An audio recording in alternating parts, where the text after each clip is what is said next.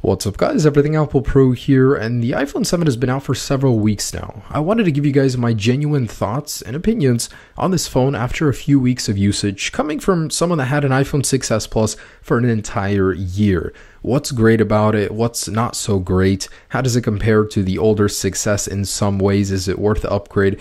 Pretty much just wanted to give you guys my review from the heart of the iPhone 7. We've been following the rumors on this phone for so very long. It's very good to see it finally real and in my hands. So the design, as we know, stayed the same. That's one thing I was a little disappointed with, but Apple still didn't disappoint. They made little refinements to the design, which I really liked. So when I picked up this phone for the very first time and started using it, the number one thing that impressed me was how it made me feel. There's a lot of tactile feedback in areas where there never was before.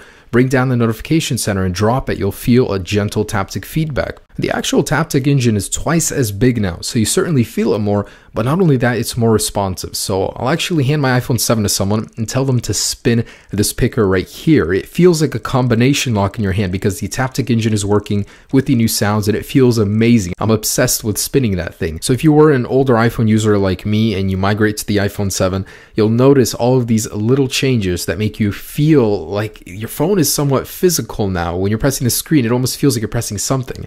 Great example of this also is in your music library. Go and select the picker on the side and go up and down. You'll get a little tactile feedback. Second thing I noticed was the beautiful new color. So originally I planned to use the jet black.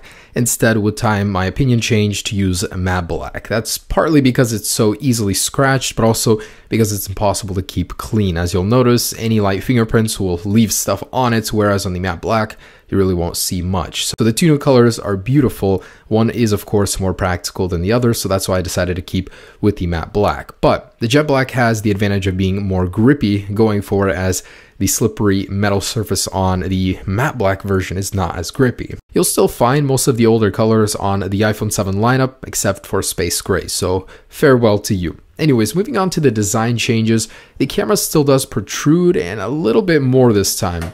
That means on a flat surface, it is a little bit uneven if you're going to be using it, which I don't really like, but it's not really that bad. Hopefully next year it will be flush, but hey, we can't have everything. So I wanted to take a moment to talk about the new home button. It is amazing. I cannot find myself using a regular home button anymore. It just feels weird. At first, it takes a little bit getting used to, and the iPhone certainly does trick you into thinking it's a physical button. In fact, did you guys know that it actually produces a sound that imitates a click? If you guys cover the speaker grill and then press the home button, you'll notice that it sounds way different, and I'll remove it and it'll sound like the actual click. So I think that's kind of funny. The imitation is so real. I honestly can't say I've noticed a huge improvement in the display.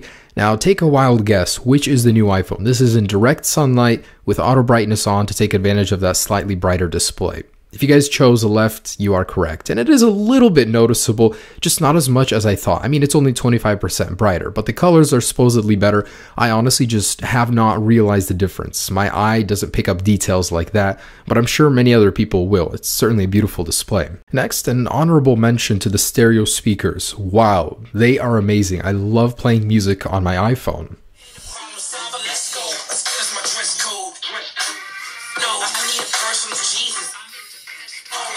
The actual stereo speaker up in the earpiece is more of a tweeter than a second equal speaker like the one on the bottom, but man, it goes a long way. It's twice as loud. It is just amazing, especially in social settings with background noise.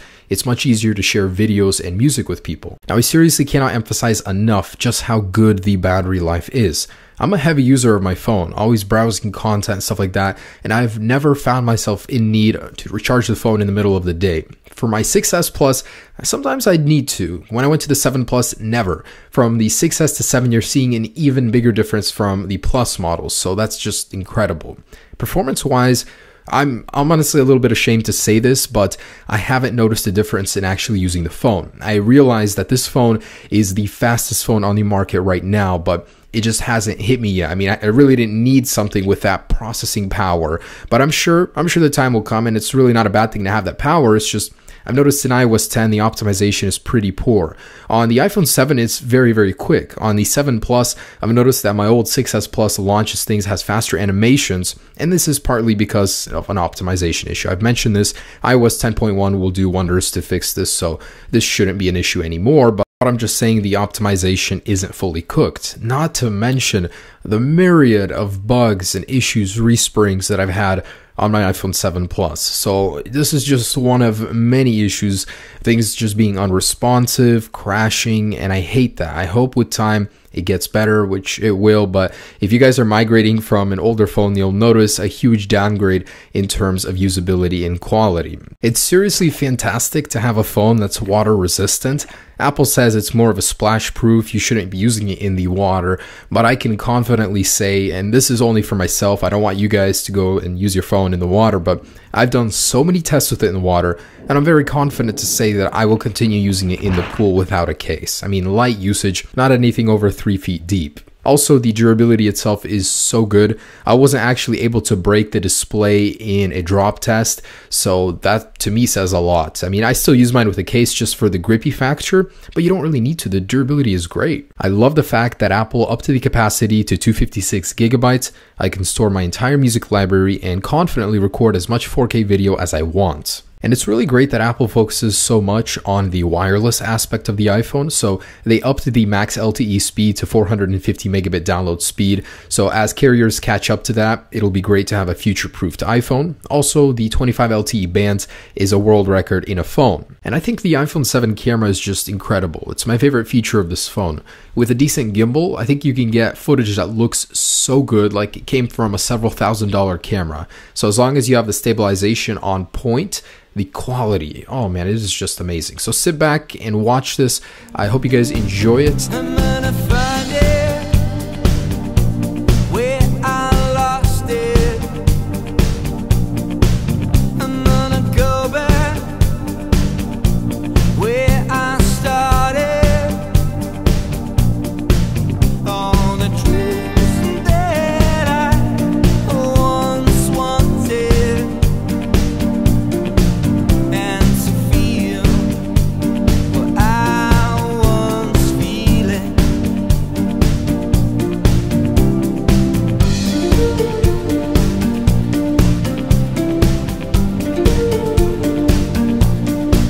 I'm gonna find it on the bottom of the sea, where I lost all my hopes and dreams. All these years I have been waiting for my dreams to happen.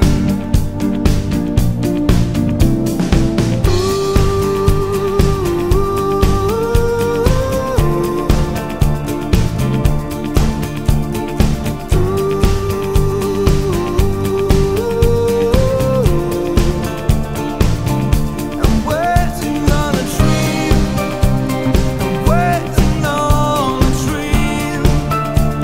I'm waiting on a dream.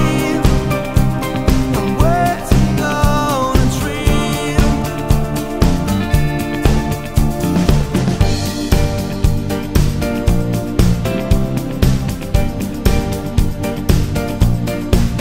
All dreams really do come true.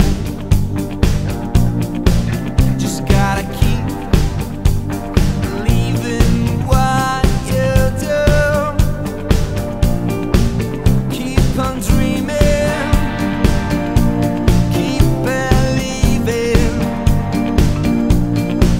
It's the only thing that keeps us moving.